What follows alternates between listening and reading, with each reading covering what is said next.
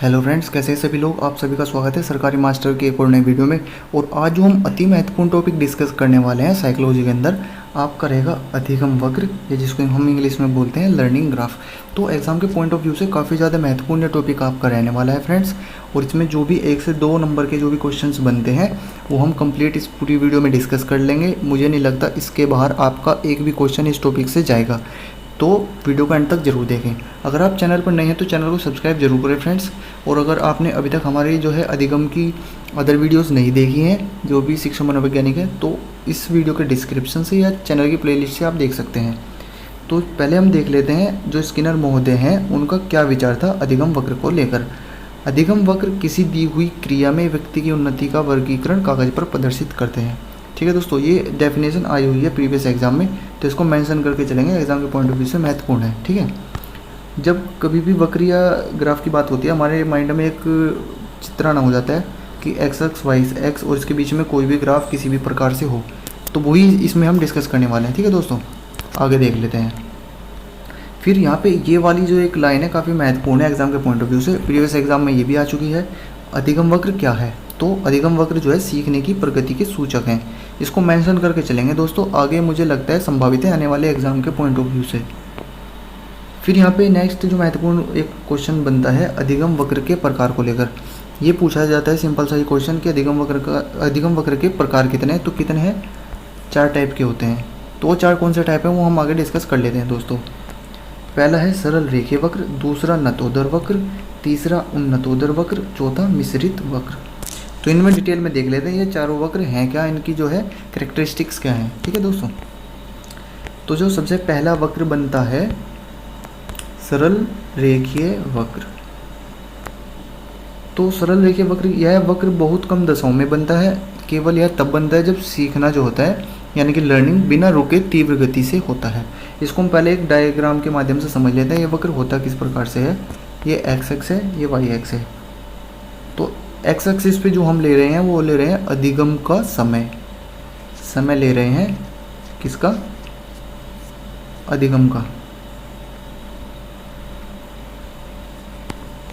ये अधिगम का समय होगा, इधर अधिगम की मात्रा होगी सभी ग्राफ में, इसको याद रखेंगे। ठीक है, तो ये क्या होगा, सरल रेखीय ग्राफ इस तरीके से बिल्कुल एक स्ट्रेट लाइन आएगी एक्स एक्स और वाई एक्स के बीच में। तो इस प्रकार का वक्र बहुत कम दशाओं में बनता है। क्योंकि इसलिए बनता है क्योंकि ऐसा नहीं होता कि कोई भी प्राणी जो है वो बिना किसी पठार के या बिना बीच में उसके कोई गैप ना आए या किसी भी चीज़ को वो बिल्कुल एक्यूरेट उसी रेशो में सीखता चला जाए। क्योंकि बीच में कुछ भारी चीज़ें भी आती हैं, कुछ बीच में आसान चीज़ें भी आती हैं, तो वो कुछ चीज़ें जल्दी भी सीख सकता है, कुछ सीखने में उसको समय भी ज़्यादा लग सकता है। लेकिन सरल रेखीय वक्र क्या दर्शाना चाहता है कि जैसे ही समान समय आगे बढ़ेगा तो वो जो है उसकी अधिगम की मात्रा भी एक समान रेशो में आगे बढ़ेगी। तो ऐसा नहीं है कि ये वक्र नहीं बन सकता, इम्पॉसिबल है, बन सकता है, लेकिन बहुत कम दशाओं में बनता है। ठीक है दोस्तों, आई होप ये वाला पॉइंट आपको क्लियर हो गया होगा। आगे देख लेते हैं फ्रेंड्स। दूसरा यहाँ पे जो वक्र आता है आपका आता है नतोदर वक्र। इसमें होता क्या है, इस प्रकार के वक्र की रचना उस स्थिति में होती है जब सीखने में जो प्रगति है प्रारंभ में मंद व अंत में तीव्र हो। इसको ग्राफ के माध्यम से समझ लेते हैं होता किस प्रकार से है। ये एक्स एक्स, ये वाई एक्स, यहाँ पे सेम वही है, एक्स एक्सिस पे अधिगम का समय और इधर वाई एक्स पे अधिगम की मात्रा। तो इसमें सीखने में प्रारंभ में मंद होगा और अंत में तीव्र होगा। इस प्रकार का जो वक्र आएगा ये नतोदर का होता है। तो इस ग्राफ को भी मेंशन करके चलेंगे क्योंकि कई बार जो है वो एग्जाम में ग्राफ दे देता है सिंपली और पूछ लेता है ये कौन से अधिगम वक्र का ग्राफ है।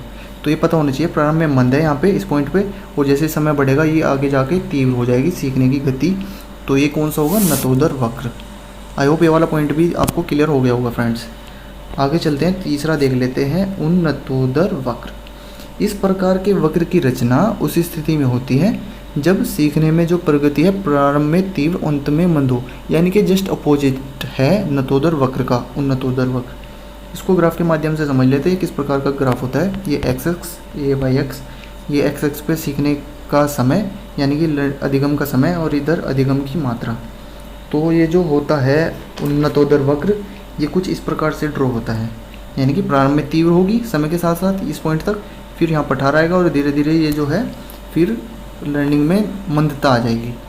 तो ये जो इस प्रकार का वक्र जो होगा ये उन्नतोदर वक्र होगा। उन्नतोदर वक्र नतोदर वक्र का जस्ट अपोजिट है, या ये बोल सकते हैं नतोदर वक्र जो है उन्नतोदर वक्र का अपोजिट है, दूसरे एक दूसरे का अपोजिट है। ठीक है दोस्तों, तो ये वाला जो ग्राफ है इसको भी मेंशन करके चलेंगे। प्रारंभ में तीव्र, अंत में मंद, कौन सा होगा? उन्नतोदर वक्र।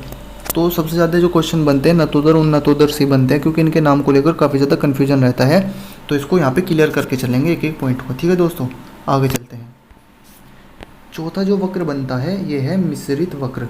सीखने में कुशलता कभी तीव्र कभी मंद यानी कि घटती बढ़ती रहती है। इसको ग्राफ के माध्यम से समझ लेते हैं। एक्स एक्स वाई एक्स, तो यहाँ पे क्या होगा? एक्स एक्सिस पे होगा सीखने का समय यानी कि अधिगम का समय, इधर होगा वाई एक्सिस पे सीखने का यानी कि अधिगम की मात्रा।